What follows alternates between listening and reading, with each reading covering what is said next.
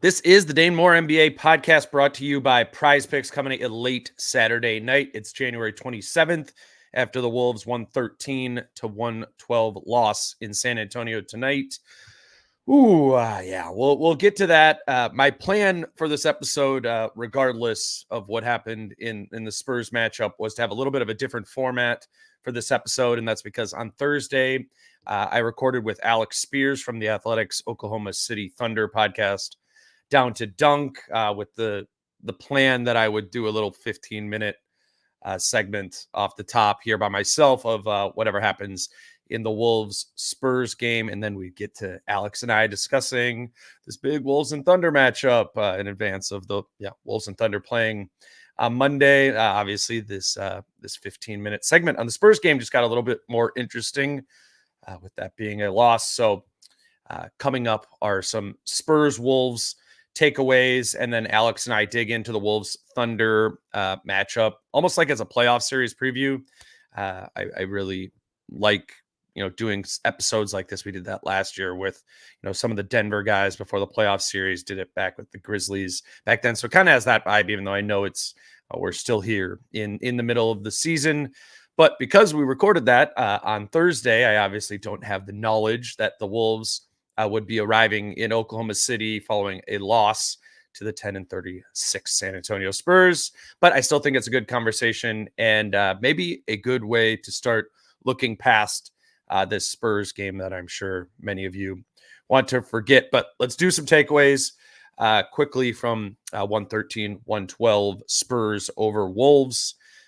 The first takeaway to me is very obvious from this game, and it might sound a little in the weeds if you didn't watch the game, but I think if you watch the game, it was the beginning of the second quarter and the beginning of the fourth quarter where the Wolves blew this game.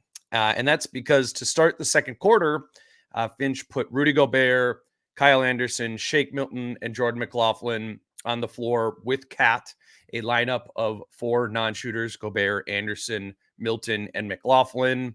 That next to Cat and that group predictably could not get a bucket or buy a bucket. In the first 4 minutes of that second quarter, the Wolves only scored 4 points and they gave up 11 before Finch called a timeout and changed the lineup. Then to start the fourth quarter, again, it was Gobert, Anderson, Shake Milton, and Jordan McLaughlin all together on the floor. This time it was with Naz Reid instead of Cat. And for the first 2.5 minutes of that fourth quarter, the Wolves only scored 2 points and gave up 10 before Finch had to call a timeout. So in total, it was only 6.5 minutes, but it was 6.5 minutes that Gobert, Anderson, Milton, and McLaughlin were all on the floor together. And in those 6.5 minutes, the Wolves were outscored 21-6. They lose those 6.5 minutes by 15 points in a game that was ultimately decided by 1 point. So it's where my mind was going when this game was happening, and as the lead started to disappear at the end, it was particularly in the fourth quarter it was the turning point that I thought kind of fueled the Spurs in the fourth quarter to give themselves that belief that they were still in this game. Ironically, on Friday's podcast with Kyle, we talked about how the Wolves had seemed to have found a second unit. Finch had moved around the rotation, so the Wolves' second unit for the last few weeks had become Towns, Reid, Anderson, Alexander Walker, and McLaughlin. It was an adjustment in that Towns was now playing with that group when previously it was Gobert, and it was a logical maneuver for the sake of spacing with that second unit. Before it was Gobert, Anderson, and McLaughlin, right? 3 non-shooters all playing there. Put Towns in. You make that in only a 2 non-shooter lineup, and it helps your spacing. Now, they couldn't do that lineup that they've been going to with the second unit tonight because Mike Conley didn't play. He had hamstring soreness, so he sat this one out. And Conley being out puts Alexander Walker into the starting lineup, which means Alexander Walker is not in the second unit.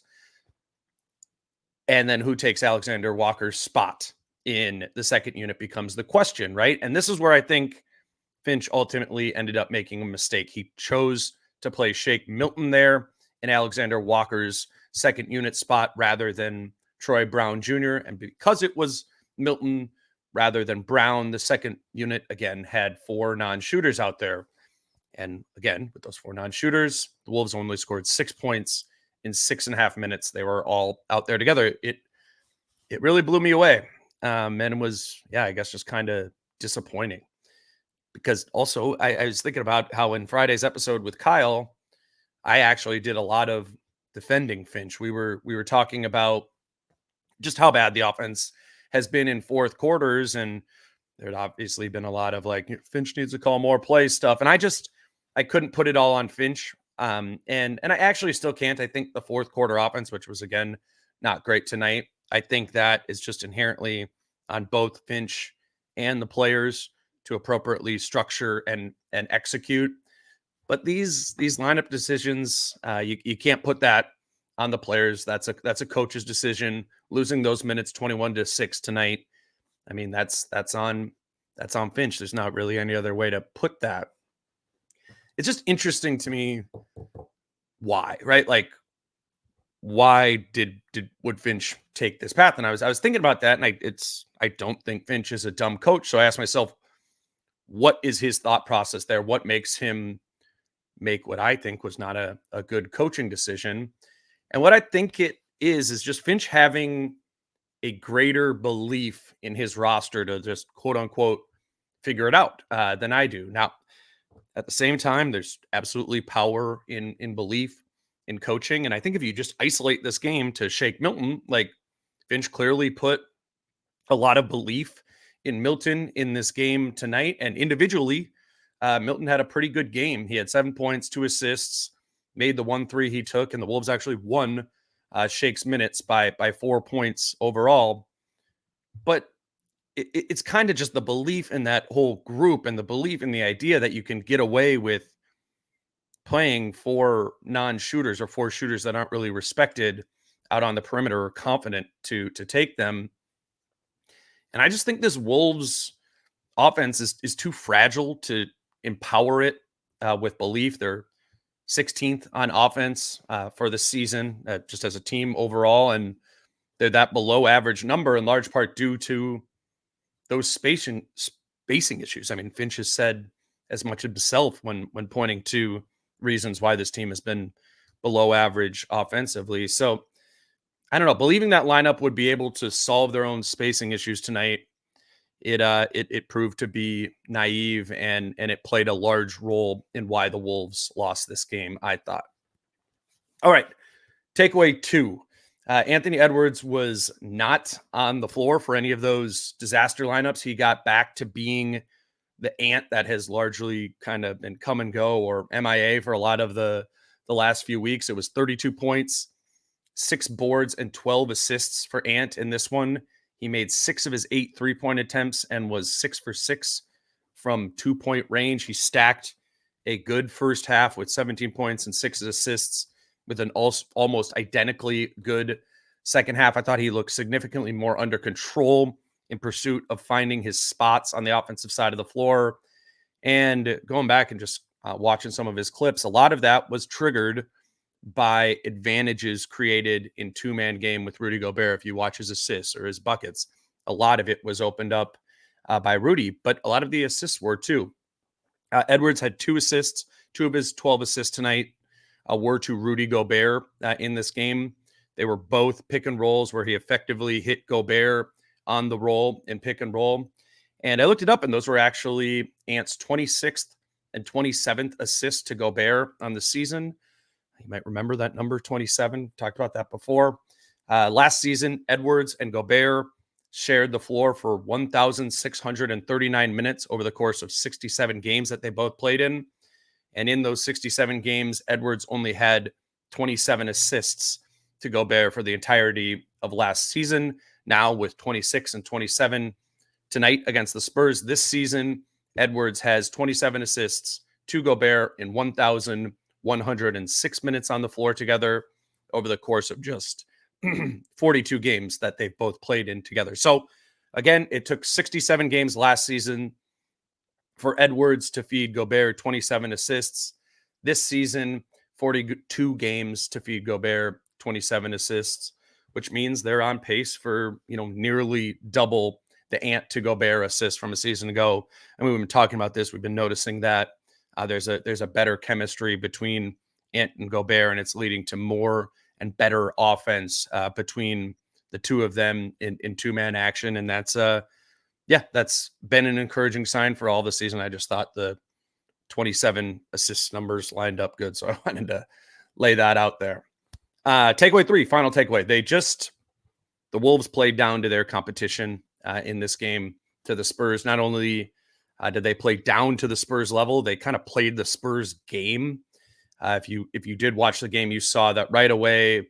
The game was the type of chaos that the Wolves typically don't want to play in. The Spurs like that. The Spurs play in transition at the 4th highest frequency in the league, and the Wolves play in transition at the 3rd lowest frequency in the league on the season. And in this game, the Wolves opted to play the Spurs way. The Wolves like to obviously get easy transition points, but for the most part, they're a half-court team in offense, and they make up for what they lack in transition offensively by getting to the free throw line a lot. In the half court, the Wolves get to the line at the 6th highest rate in the league, and the Spurs get to the free throw line at the 2nd lowest rate in the league. Yet tonight, again, playing down to the competition, both teams shot exactly 15 free throws in this game, and weirdly, both teams missed 7 free throws, so they both went 8 of 15 from the line. Again, I think that's just an indication of more playing the Spurs game than playing the Wolves game.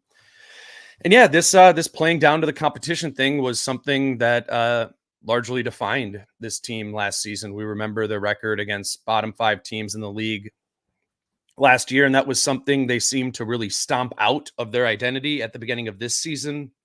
It was a point of emphasis at training camp, something they all named and talked about from bench to the players. And again, at the beginning of the season, kind of even up to whatever the turn of the new year, they weren't letting it slip. They weren't playing down to the competition and blowing these games against bad teams. But it's coming back. Obviously, the loss to the Hornets on Monday, and then this loss to the Spurs 5 days later. Taking bad teams seriously is something they need to start doing again, and hopefully this loss can kind of turn that light bulb back on. I'm not even going to get into the fourth quarter offense here in detail. We've done it multiple times this week with the guests that we've had, as the fourth quarter offense has clearly slipped, and I'm sure we'll do it again this week once I have Jason, Britt, and Chris and Kyle back on. The fourth quarter offense in this game and this season has been the Wolves' Achilles heel. So it needs to get better, and we've kind of discussed the main reasons why, a lot of the same tonight. So we'll leave this one, the Spurs game, at that. It was a very disappointing loss in a very disappointing way that I thought spread warranted blame everywhere. But it's not the end of the world. I'm not sure what they can really do other than feel this loss, learn from it, and then turn the page to Oklahoma City on Monday. And that's what we are going to do now on this podcast is turn the page. A little bit more of an upbeat conversation coming up with Alex Speers from The Athletic, talking all things Wolves Thunder. But first, we'll take a quick break here to let you know that today's show is brought to you by Your Home Improvement Company. They're another local sponsor that's supporting this show, and just a company that I want you to consider if this is something that a home improvement project is something that you are considering at your home this year. Your Home Improvement Company has a buy two, get two free windows deal going on right now. 0 interest, 0 payment, 0 money down until 2025 if you act on their windows deal. And if you want to contact Your Home Improvement Company, it's 952-243-3502, which is on the screen here, or yhic.com. Also, if you're looking for a bathroom remodel, they are offering 40% off entire bathroom projects this month. The bathrooms can be installed in 1 day or less. And again, 0 interest, 0 payments, 0 money down until 2025. It's a worry-free installation backed by material and labor warranties. Those offers do end soon, though. So 952-243-3502 or yhc.com for your home improvement company, where it's your home made better. And then just quickly, again, want to let those of you know who are Patreon subscribers that we have 2 tickets to give away to the Wolves' next home game, which is this coming Wednesday, January 31st against the Dallas Mavericks. We have tickets to give away to most of the home games this season, and we are giving them away to Patreon subscribers just as a sort of a thank you for supporting this show. If you are a Patreon subscriber, just send us a message that you are available to go to that game, and we will select someone at random for that. If you want to become a Patreon subscriber, if you want to be eligible to get these tickets for the Mavs game on Wednesday, you can become a Patreon subscriber at patreon.com/DaneMoreNBA. That is that link is in the show notes if you're listening on the podcast or on YouTube there too. Again, patreon.com/DaneMoreNBA. All right, let's move on to our conversation with Alex Speers of The Athletic, talking all things Wolves Thunder. Hey, yeah. All right, we are now joined by Alex Speers to talk some Wolves Thunder, not just because these two teams played each other last Saturday and not because they played each other again this coming Monday, but because these two teams, I think, both they've elevated to the point where they warrant an extended conversation about how they match up with each other. I'm pumped to do this. I love these type of episodes. Al is on the Athletics NBA show, and where I listen to you most is on Down to Dunk, the Athletics Oklahoma City Thunder podcast. Al, how we doing?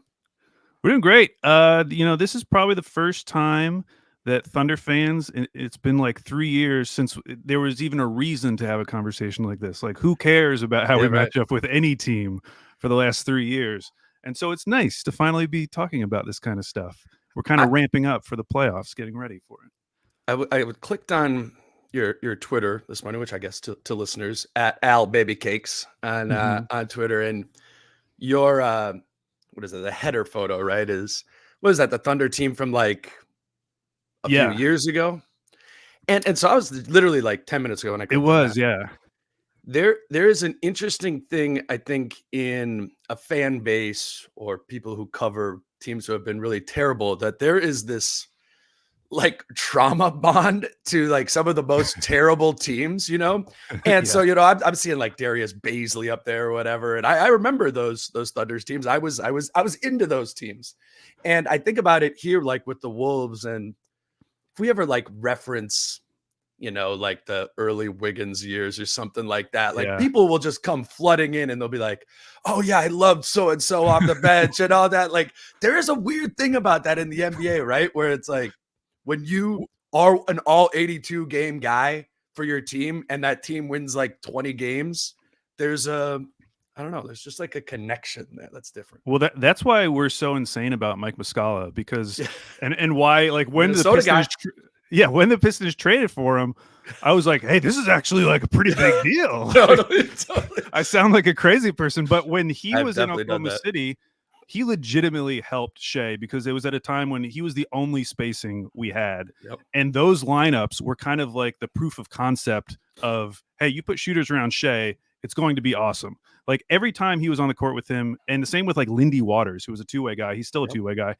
Every time you put those guys together, the net ratings were amazing. And so that was like the one little glimmer of hope we had during those seasons, was like, okay, at least we like understand how this team should be constructed going forward. And now I think, they're number one or whatever in 3-point percentage, and it's like finally starting to make sense. Mike Muscala was my neighbor this summer. Really? So he's from Minneapolis, or he had to have been. I mean, he had to live in one of these buildings around me, because I would just see him. I'm not kidding, like every single day, just like walking, and there's these like old building signs that are like, in Minneapolis in 1926, such and such and such happened. You know, they have those there. Yeah. And I saw Mike Muscala at multiple different ones on different days of those little like monument things, just standing there reading it. And I'm like driving by in my car and I'm like, there's Mike Muscala just on a walk and some flip flops reading about the history of Minneapolis. I do remember him his numbers were crazy though. Probably like the peak of Mike Muscala, which is actually the very beginning, was the fact that on the first day of free agency, this is great stuff. Sam Presti flew to Minneapolis to show up at his door at the beginning of free agency. That was like what was exciting for Thunder fans back then, is that like this is the guy we're going all in for. So we have a long and storied history. He also is the reason that Tyrese Maxey is on the Sixers because he hit a game winner in the bubble. I remember that. Yeah, it is, and that's just overall like it's cool for Thunder fans. I mean, you guys have been relevant more significantly more recently than the Wolves have, but just it's fun to see teams, and I feel this way like honestly about the Sixers too, that have gone like all the way from the bottom to the top, and I find that process like really fun to track.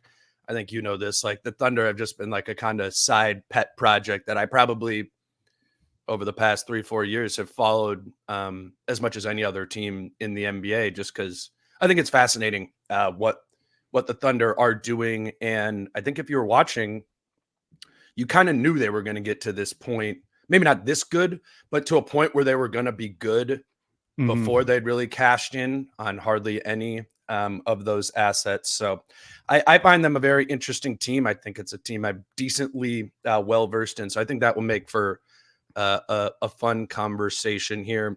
We were talking about before we hit record about that, and I think everybody on this side too listening would agree that the Thunder are a difficult matchup for the Wolves, a problematic matchup for the Wolves. That doesn't mean the Thunder are way better than the Wolves. It doesn't mean that the Thunder would for sure beat the Wolves in a playoff series. And I think of that from the lens or sense of like the Wolves are a problematic matchup for the Denver Nuggets. Yeah. But if the Wolves play the Nuggets, that doesn't mean the Wolves are better than the Nuggets. It doesn't mean the Wolves will for sure beat the Nuggets in a playoff series. And I think that's because a matchup can be problematic for a team broadly, but there's still, other issues that you have to solve. And from the Wolves Nuggets point of it, that one's pretty easy, right? Like they have Jokic and they have Murray, and in that matchup, I'm like, yeah, they match up cool with the Nuggets, but can they guard Jokic and Murray in two-man games? So I'm curious from your perspective, as I know you think this is like the Wolves would, and I would agree with this, that the Wolves are a better matchup for the Thunder than say like the Clippers or something. But what does give you pause about maybe a Wolves Thunder matchup or a way that the Wolves could hurt the Thunder? Well, I just want to start by saying like how crazy this journey has been, because for Thunder fans going back to the play-in game where they just got like completely outclassed by the Wolves. Yeah. And the conversation around Thunder fans that summer was like, what are we going to do about the Wolves? Like we weren't even thinking about the Nuggets because it's like, I mean, the Nuggets are going to beat us. So like, why even worry about that? But at the time we felt like, okay, we should have a shot against the Wolves. And yet like, they just totally destroyed us. Yeah. Now, to be fair, like they didn't have Chet, they didn't have Kenrich Williams, who is basically their center rotation right now. Yep. So when that first game happened this year, which it was like a 106-103, I think it was a Wolves win, something like that. We were like, oh, wow, we can hang with these guys now. Like I wasn't even thinking like this is a good matchup for OKC. Right. So I still want to be like very hesitant about feeling like this is a good matchup. But the obvious thing, and this was what was so apparent in that play-in game, was their size. And I think the size shows up in a few different ways. So the obvious way is the rebounding. 3 of OKC's 14 worst offensive rebounding games this season have been against the Wolves. So even in the games when OKC, in that game where OKC won big, they still were a terrible offensive rebounding team. And that's been true for most of the season. Like I think on Cleaning the Glass right now. Are you talking about giving up offensive rebounds or the Thunder getting offensive rebounds? The Thunder getting offensive rebounds. Okay. So the ability to get second chances on offense just hasn't been there. And it's even more dramatic when they play a team like Minnesota. They've been a terrible rebounding team. Like right now, they're third worst in offensive rebound percentage, so getting their own misses, and then they're second worst in defensive rebounding percentage. That's why I was confused. So, I was like, they suck at that too. yeah. We're bad at both. By the way, do you know? Obviously, the Wizards are the worst in both. They're 30th in both.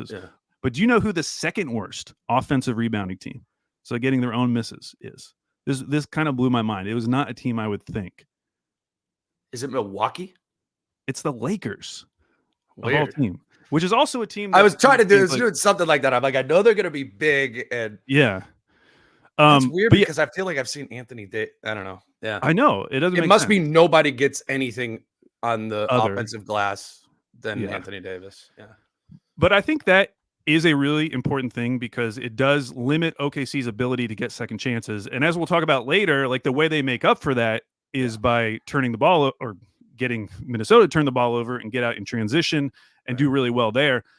If Minnesota could just cut down their turnovers a little bit, like just a little bit, I think that ability to stop them from getting second chances would really prove problematic for OKC. Yeah.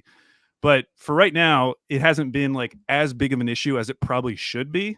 Like Minnesota should be killing them on the boards, just like dominating them in every matchup, and it should matter. And it just hasn't felt that way totally yet, even though they have been better than them. The other place where I think the size shows up. Can I throw one thing in there? Can I throw one thing in there? I just think so. The Wolves were trash in transition defense last year. Obviously, you know, like the two bigs thing when it was Rudy and Cat on the floor, like disaster. That was the main thing to point to.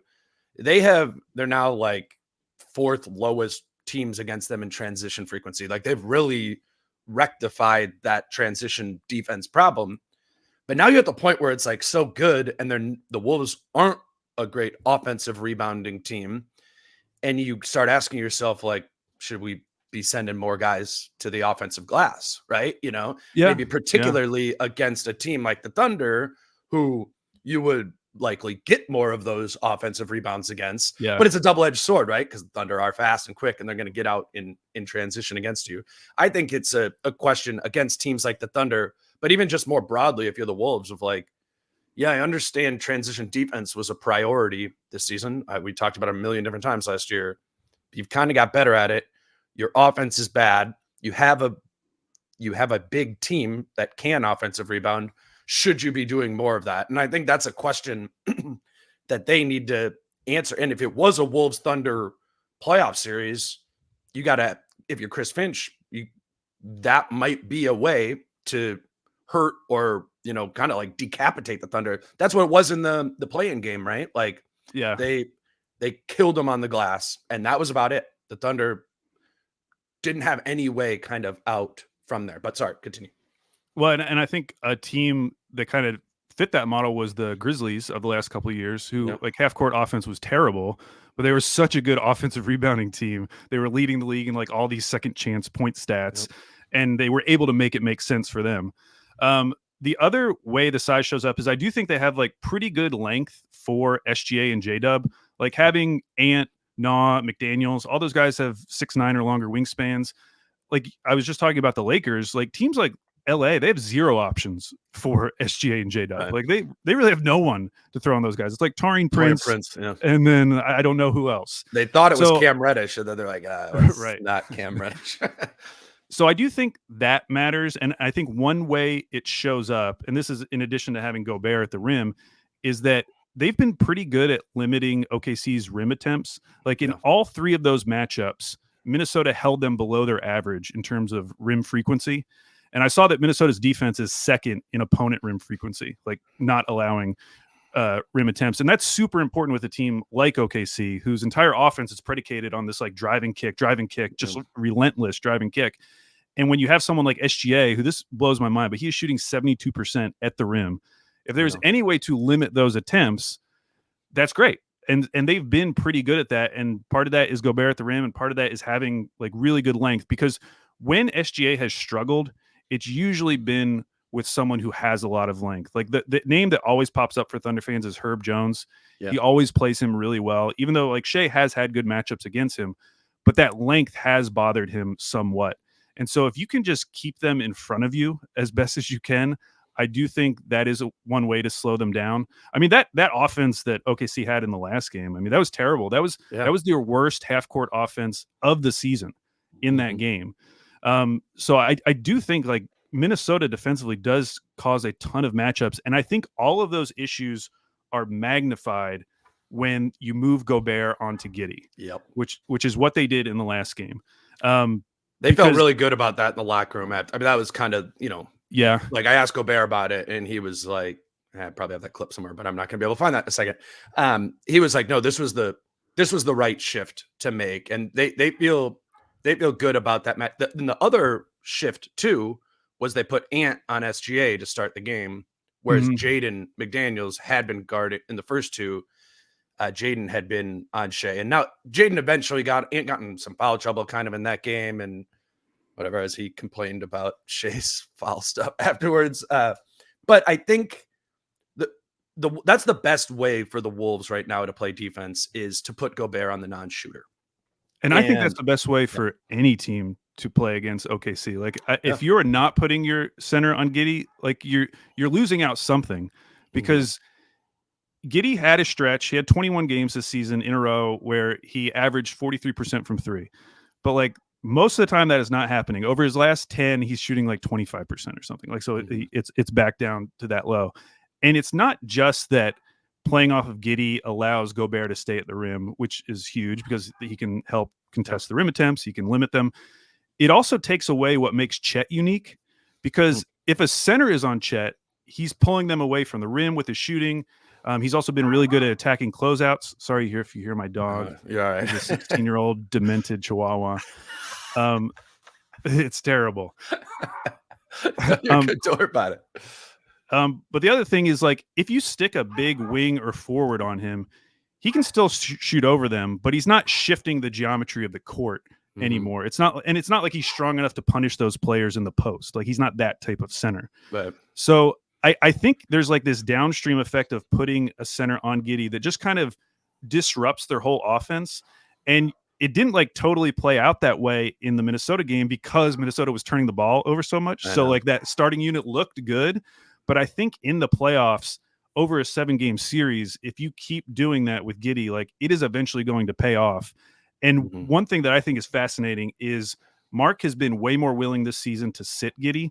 And if you look at his 10 games where he's played his fewest minutes of the season, 5 of those games are against Denver and the Clippers, which are two teams that you would think like we need to match up well against these teams in the playoffs, because if we're going to do anything really big. And that just makes me feel like, okay, he might have a quicker trigger than I would think going into the playoffs. And would he have that type of trigger with Giddey in a series against the Wolves? Because that's what, like, if he's not hitting his three, I think he was 0 of 4 in that last game. Like, if he's starting out like that, does Mark just pull him and move to someone else? Like, even if someone, but the someone else is Isaiah Joe, though, or that's what the someone else was in that game, and it often is Isaiah Joe, right? Yeah, it could be Isaiah Joe. They've often, when someone is missing from the starting lineup, they'll play Cason Wallace in that role. Yeah. So usually one of those two guys. It's interesting because I remember that from the last Thunder matchup where I was like, uh-oh, like Isaiah Joe's in here now, like that's gonna rearrange and I thought it was gonna be a really advantageous thing for the Thunder there, but then that gave the Wolves a matchup to go at, even just with size, and whether it was through switches, like Ant took like 3 or 4 pretty easy shots against Joe there. And then Cason Wallace, I guess that does the other thing where you're like, okay, he could guard Ant or, Conley or one of the other more scoring wings for the Wolves. But I don't know. It gets rid of the Giddey issue, but maybe creates another issue too. But that's just how it works, right? That's like when you're shuffling around, particularly, I mean, the Wolves are a good defensive team. Like you're gonna run into issues against them. I think the biggest thing for the Thunder is not trying to overforce something to happen, right? Like Dort in the playoffs a few years ago where it was like 9 or 10 threes. Like, yes, Giddey has to take some of them, but he can't have a 1 for 9 3-point shooting game against the Wolves. Like the Wolves are going to win that game. You know what I mean? Yeah. So then you need to make your adjustments off of that. But I'm glad you have a lot of things there that actually, I think are ways in which the Wolves can hurt the Thunder, because I think most people are looking at this, as a matchup, which is probably more beneficial to the Thunder than it is to the Wolves. And I think it is, but I don't think the Thunder are the most problematic team for the Wolves. I mean, the things I wrote down is the things that hurt the Wolves are teams that are fast but strong, and the Thunder have that. Teams that spread the floor, the Thunder have that. Teams that force turnovers, the Thunder really have that. They're number one in turnovers generated this season. But the one real thing that messes up the Wolves, that if the Thunder had this as well, I'd be like, they're going to beat the Wolves in a playoff series, is a scoring, playmaking four that can really hurt Cat and Nas. Like the in my opinion, the single most problematic matchup for the Wolves is Zion, and being able to guard him. Julius Randle has really hurt them. Jaren Jackson Jr., even when they played him last week or something, really hurt the Wolves there too. Now, the funny thing is the Thunder do have that. They have J-Dub, Jalen Williams, right? But Cat's not guarding him, because they're just going to, no matter what, the Wolves are going to put Cat on Dort in every alignment of a matchup. And then if Dort is off the floor, it's often going to be someone else that Carl can guard, Kenrich Williams or something like that. They don't have a way yet that I've seen that really exposes that weakness that the Wolves have, which is, making their centers that now play power forward guard really hard to guard power forwards. But broadly, those other things are really important. I mean, fast and strong. They're going to run on the Wolves. Yeah, the Wolves have been better at transition defense, but the Thunder can get out against them.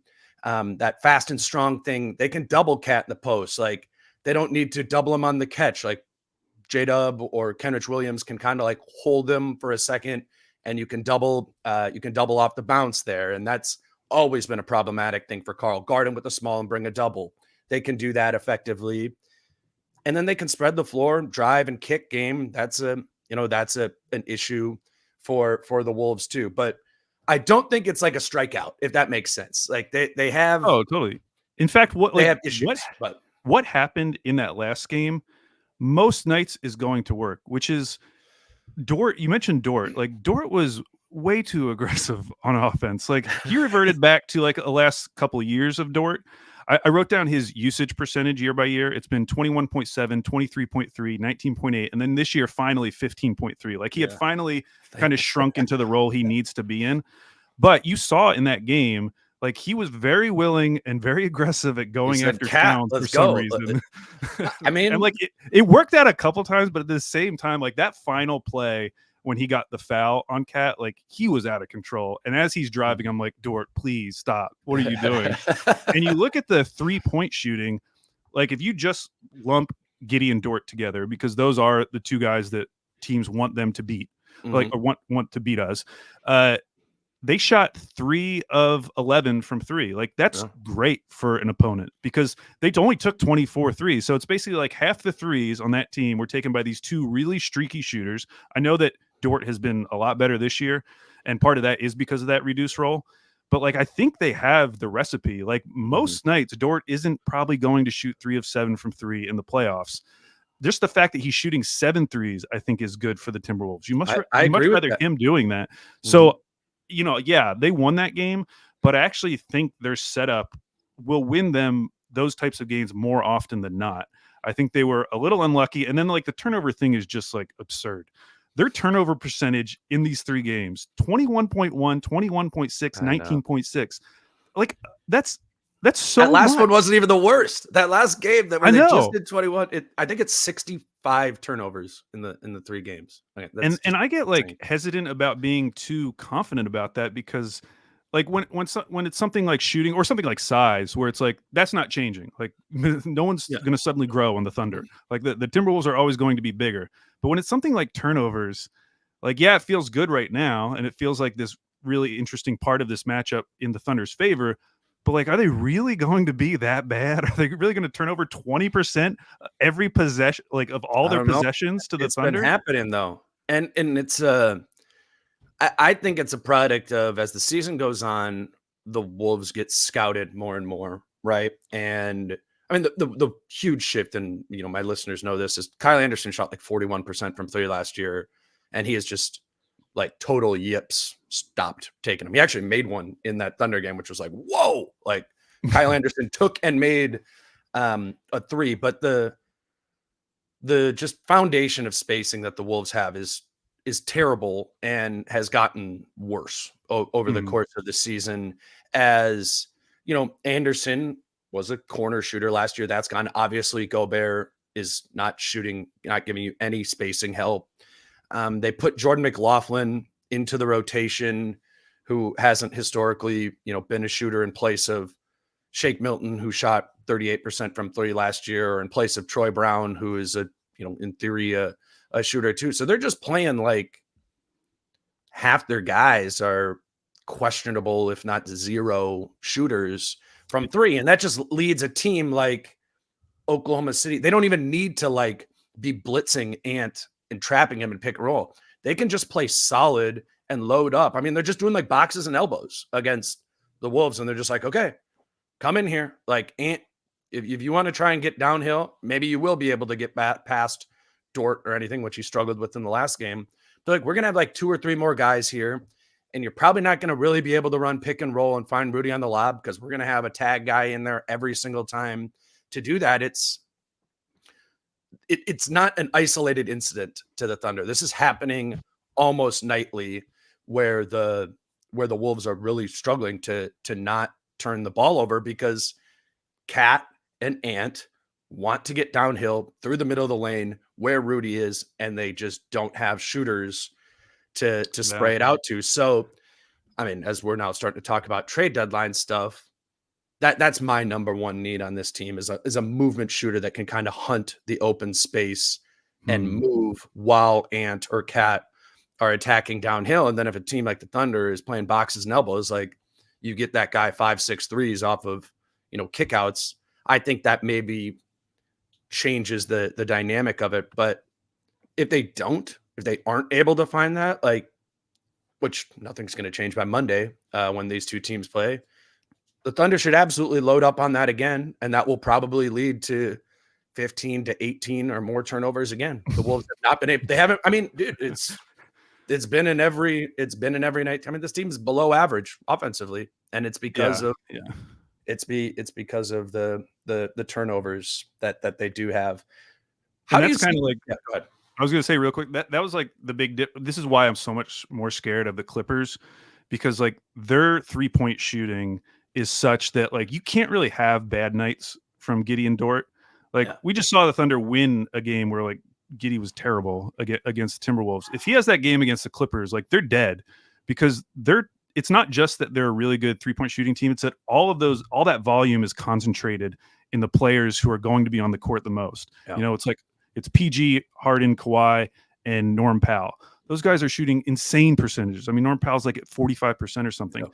And so they just can't survive against that team with Dort or Giddey having bad series. Whereas in a series with Minnesota, like it would be so much uglier.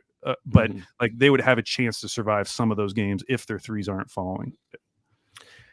The other thing I have down here is how good the Thunder have been in the clutch. And me and Britt, when we were talking about this game the day afterwards, I was kind of just like going through it and being like, okay, like SGA versus Ant, like SGA over Ant, like Chet and Cat, that's close or whatever. And then you go, all right, like if you look at Conley and Gobert versus Dort and Giddey, like that's a pretty major win for the Wolves. Yeah. But Jalen Williams J-Dub is a significant upgrade over Jaden McDaniels. He wins that by a lot. And I think a big part of that, from having watched obviously the Wolves a ton and the Thunder a lot, is how effective J-Dub is in clutch time, and they actually like go through him often. It's not just Shea, right? That is like, okay, clear out. Like it's J-Dub as much as anybody else. And Jaden, he remains kind of that tertiary fourth, fifth piece out there. And I think that's the broader issue that the Wolves have of it is it's like, okay, in crunch time, if it's not Mike Conley, like slowly getting them into a set, what is another thing that they can go to? And you would say Ant, but in the last 4 or 5 minutes, that everybody's going to blitz that and trap that, and you're going to take that away, much like teams are going to do and sometimes do effectively against Shea. But what is that other thing that the Wolves can go to in that time to be advantageous? And I think that's a big reason why you just look at these clutch numbers and you're like, yeah, the Thunder are really good because you can shut off one or two things and they still are going to have other answers. With the Wolves, I don't know. The Wolves just struggle to even want to go to the second or third option. They just want to go to Ant or they want to go to Cat.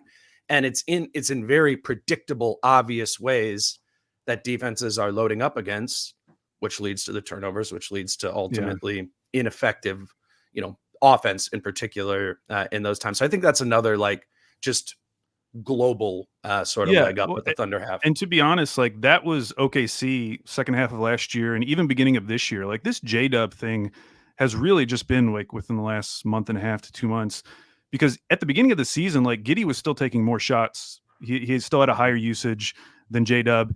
Last season, like that second half post All-Star break for J-Dub was crazy. Like he was super efficient and we were just screaming for him to get more usage, but it just hadn't settled. Like the hierarchy of this team hadn't settled yet. And so Giddey was still the number 2 option. And he wasn't really someone you wanted to go to at the end of the game, although he did play really well in the Pelicans playing game.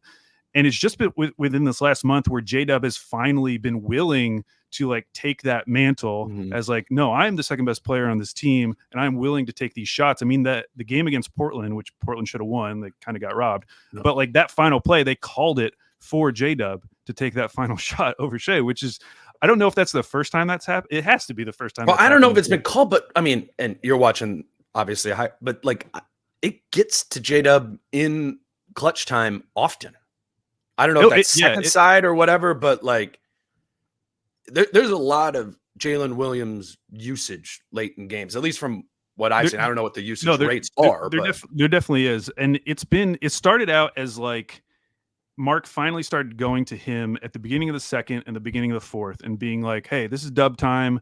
You're going to be in control of these rotations, like this lineup.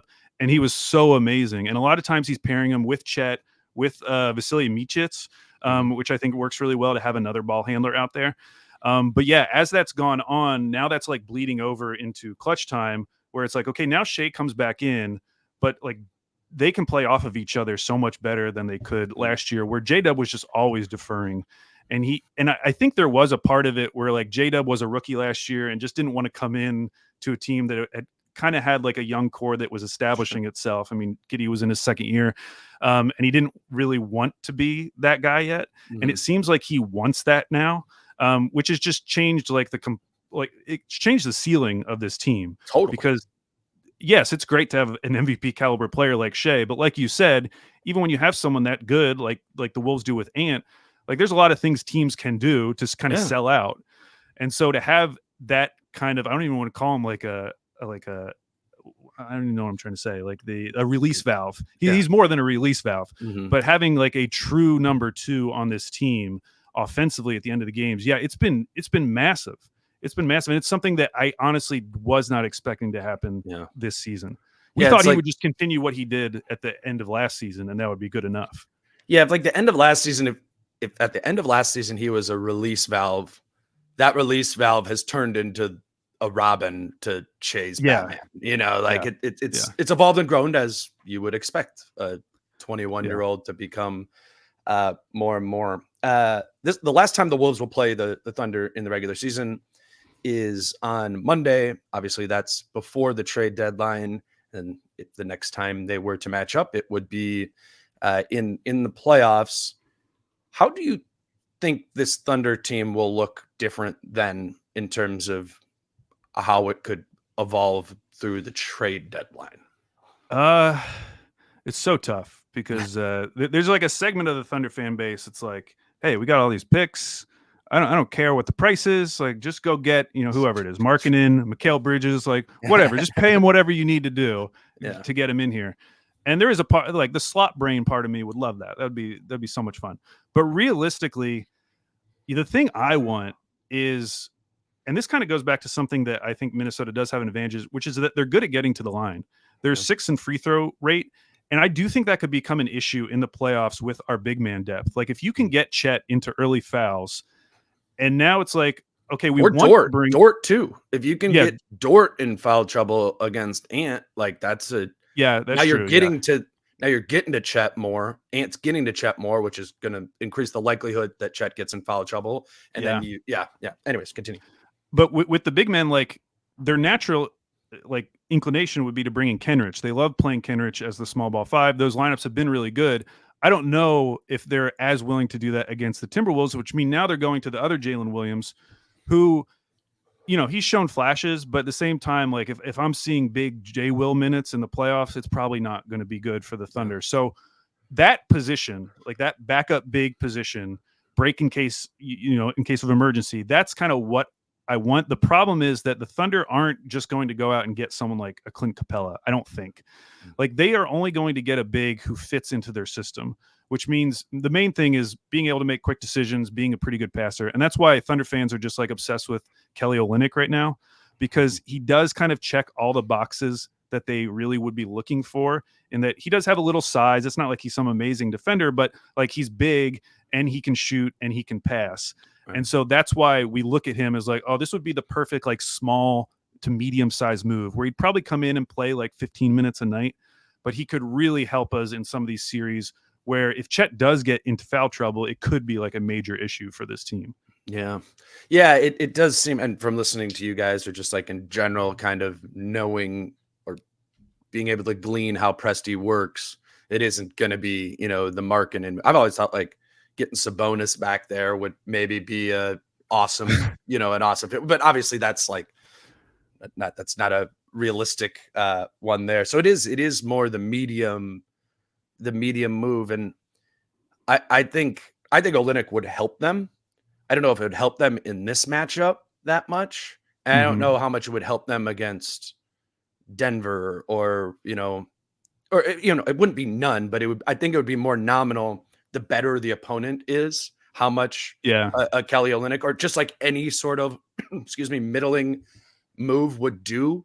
And I think that's ultimately like the crux of the question for the Thunder is, do we make a middling move that will pretty much help just for the regular season versus going for something more that could have a impact in like the second round. And that's just a whole different level of player. And it, it's harder to say that's for sure you want to do. And the bigger the player is, right, the more bandwidth and usage they get. And now does that turn J-Dub back into a release valve rather than a Robin? When what I'm saying? And that's kind of what's so I mean, I have certainly like a year ago been the guy of like, man, just like next young 25-year-old that's out there, like Presti, like whip out the wad of cash and just be like, what is it? What does it cost? I was very much in that boat, but I get the patience that's necessary. I get why they feel that the patience is necessary for them. I'm fascinated to, do you think this is going to be a dynasty? Just given the fact of what they have so young and how much they have in there, like it's hard to predict like that. And that's such a high bar, but to be 31-13 with the most assets ever, that just on paper with an MVP candidate sounds like a team that is just ready to run the table here for a while, right? Yeah, I mean, we're obviously right now like all comparing it to, the early, 2010s Thunder, because that was what we all grew up on. Right. And the things you can say in favor of this team, I don't feel confident saying like the top end talent is quite at that level. I mean, we're talking about 3 MVPs with KD, Russ, and Harden, but they do fit together way better than those 3 did. I mean, they were bringing James Harden off the bench, which we don't have to do that here. Like we can play our 3 guys in the starting lineup. Yeah. The personalities together seem to work a little bit better than those 3 did. So I it's very hard for me to be optimistic because I just remember living through those years and like the disappointment at the end.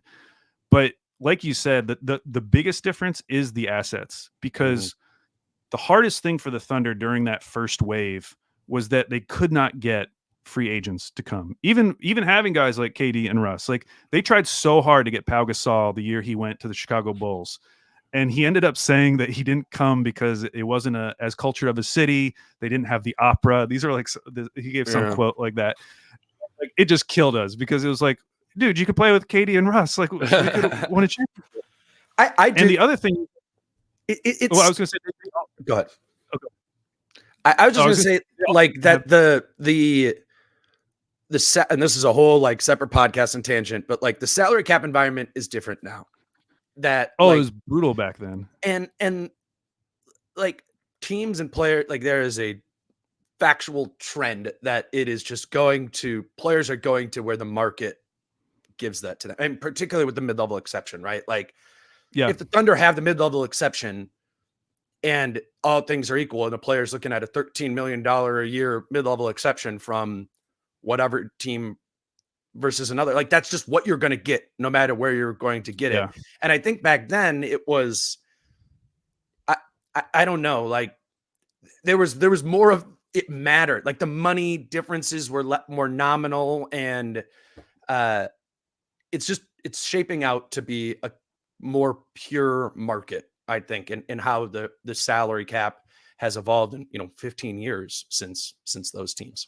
And especially when you have some of these second apron teams who are just going to be like out of the running for some of these players because I know one of those teams. Yeah. but the other big thing I was going to mention is like the asset base is huge, because that first run, all they had were their own picks. They were not pick positive. And so by the time, and as a result, they didn't really want to trade future first. They didn't know if KD was going to come back. I mean, KD and Russ could have left. And so they were very hesitant to trade their picks. And as a result, they waited way too long. And when they finally did make a move, it was for Enes Kanter and Dion Waiters. And it's like, okay, we just blew like all the future picks we really can use right now. And these are the guys we got. Whereas now, like you could make a dumb trade. You can make multiple dumb trades like that, and it really wouldn't matter. Like you wouldn't even have to touch your own picks. So that makes me more hopeful that they can replenish this thing. Eventually, though, like the expectations are going to get huge, like they get for any team. We're going to start seeing more personality come out. Like it all felt great at the beginning of the KD, Russ, Harden, Jeff Green era. Like they were filming YouTube videos together, singing together. Everything was great. But like eventually money comes into the picture. And so I don't want to be too naive to believe that like this core with Chet and Shea and J-Dub is definitely going to be the same players who are here in 6 years. I would love it to be, but it's the NBA, and who knows what could happen. But right now, yes, it feels good right now. Al, this was awesome. I love this type of conversation. It feels like a playoff conversation in the chess match of it all, which I think would be super fun if we get that Dagnall, versus Finch when it eventually comes. The one thing I will say about all this, and we've done a lot of like lining this up of how, and we both think that this is true. I do too, from the Wolves perspective of like, I think the Thunder present problems for the Wolves, a lot of them. I do not think internally in that Wolves locker room they feel that way.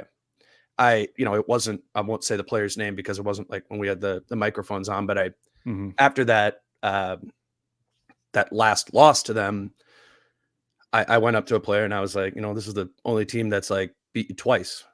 What is it about them that you're seeing makes you guys more susceptible than others? And what the player said was like, that wasn't them, man. That was us.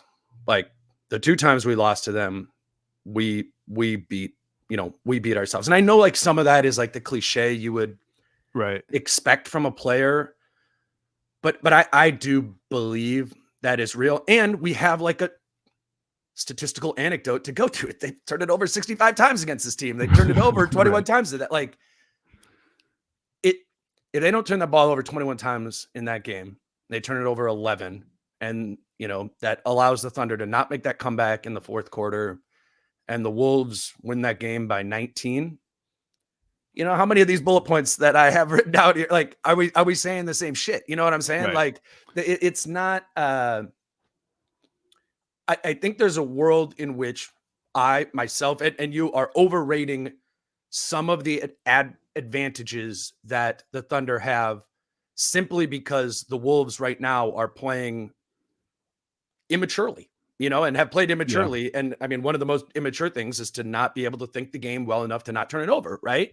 And it's a young team and that's okay. And yes, that's a problem with the Wolves now. But like we said, that like they play the Thunder again on Monday and they won't play them again until the playoffs. If they do, that's a long time for the Wolves to get their stuff together up here, mentally and learning how to think through the ways in which teams are attacking them that are exposing them, because the Wolves should be able to punish this team significantly more than they do right now. So I'm with that to some degree. I think it's all true, right? Like it's a tough matchup for the Wolves, but it's a matchup that they have made harder on themselves, particularly in these last two games that they lost. I'm pumped. I'm pumped to watch this game on Monday night.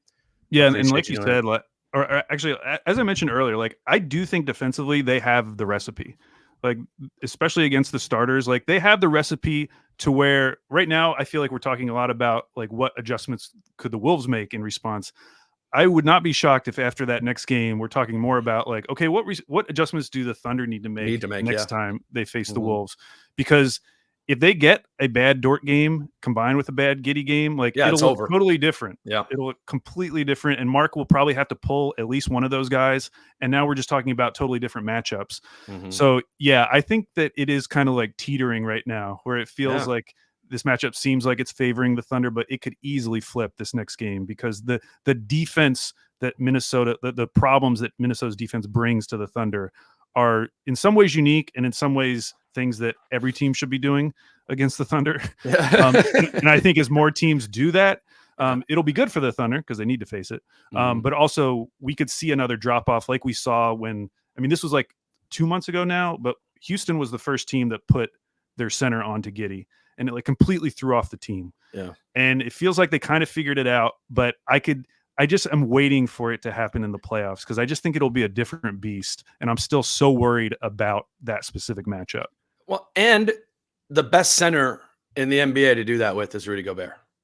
Like you're talking about Şengün on, those are very different things there in terms of like, there's a lot more value in Rudy lurking in the lane off of Giddey than there is Şengün. And if Şengün is doing that and that's somewhat problematic, then, it was actually, I want to ask you one more thing because one thing I did. I'm just wrapping it because I thought you had time here. But it's fine. Okay. One thing I did want to ask was, yes, they put Gobert on Giddey, but I did notice like there were several plays where Gobert went all the way out to the 3-point line to guard Giddey, which I thought was really strange. And I don't know if that was just because that was the first time they were doing that this year. He's into that. Like it's like his, and largely, outside of this matchup, like Gobert has been awesome, like defending in space and pressing up. And he does that. I know what you're referencing with like Giddey. He does this thing this year where, and it's typically like a 4 or 5 that he's on, right? And like he starts with his weird Gobert thing where he's like, okay, I could be like 5 feet off of you, but if I put my hand out here, right, I'm still kind of contesting your shot. But now he like loves this thing is like as soon as like the dribble's picked up or like about to be picked up, Rudy wants to like jump on that and create like a one-man trap. And it's honestly like it's worked a lot, and particularly it's worked against non-shooting fives. Like if he's on like Valanciunas, right? And Valanciunas is on the perimeter, and And, he's okay. I'm not Valanciunas is like, Gobert's going to block this if I take this shot. I'm looking for a pass. And as soon as he starts like getting a little like flustered into, I don't know where it's going to go, it like clicks this thing in Rudy to be like, attack, and swarm it. And he was doing the same thing against Giddey. And I think Rudy needs to delineate between the fact that Jonas Valanciunas and Giddey might have similar 3-point percentages, but they are very different players in every single way outside of that. It's super critical. I'm with you 100% that Rudy needs to be playing, lurking as much as possible, because that's what's going to slow down Shea. I mean, that's what the first half, I rewatched the first half of that game this morning, and he made it tough on Shea. Just like another body. If you got Ant or Jaden on Shea, right, as the primary matchup with Rudy kind of lurking over there, like he's going to get you a contest on even those kind of short mid-range shot things that Shea has a million different ways to get to. Like Rudy there is tough. That is going to be tough, but Rudy needs to care about that as much as but more than he cares about kind of attacking the perimeter when he's just on this sort of thing to prove everyone wrong. Like, I can guard out in space, and he can, and he's shown that. He can definitely guard Giddey in space. Like I believe him, but it's the picking the ball up sort of thing. And just when Giddey's just out there looking to swing it, Rudy doesn't need to be up to touch, right? Like you can still have some space there. I noticed that. I noticed that too in that game. We miss anything? No, I think that's it. I think that's it. All right, man. Monday, Wolves Thunder. We will watch it. Where can if people want to get more of you and Alex's with Andrew Schlecht on Down to Dunk? Andrew's been on here, and man, look at Andrew on the come up, like on low post and stuff all the time. Crazy. Man. Look at the big time. Yeah. Me and Andrew, we went to kindergarten together. So we've been friends for our entire life. And you can listen to us on Wednesdays, Down to Dunk. And then on Fridays, we do the Athletic NBA show, Slam and Jam. And we spin a wheel each week and pick a team. And this week it was the Charlotte Hornets, which meant that we got to see. There you go. Very intently watching that Timberwolves game, which was absurd. Oh my God. I don't even. Nope. We can't talk about that. We're not doing that. I've done too much of that this week. I think I have been. So the last time the Wolves spun, I think that's how I got a call to. I know it's been a while. Yeah. Well, I think we are going to be talking about these two teams in conjunction a lot more this season, and probably for the next few seasons to come. And I love it. I love following the Thunder, and I love the way in which you guys cover that. So I very much do recommend Down to Dunk in particular for those of you listening. If you want to, I'm sure on Wednesday, you guys next Wednesday after that Thunder game, we'll be talking about this Wolves Thunder matchup. So in addition to what we're talking about here with that game, it is always good to get kind of the other side of the coin there too. So check out Down to Dunk, and you can follow Al on Twitter at Al Baby Cakes. Appreciate you doing it, man. Thanks so much, Dane. All right. I don't know exactly when I'm dropping this, so I think next thing up will be after the Thunder game. I think that will be Britt and I. Until then, he's Al. I'm Dane. Peace out. How I'm feeling, man, I hope it never stop, yeah. Green and hot so you can find me in the crowd, yeah. Don't let standards ever bring you down, yeah. How I'm feeling, man, I hope it never stop, yeah. Green and hot so you can find me in the crowd.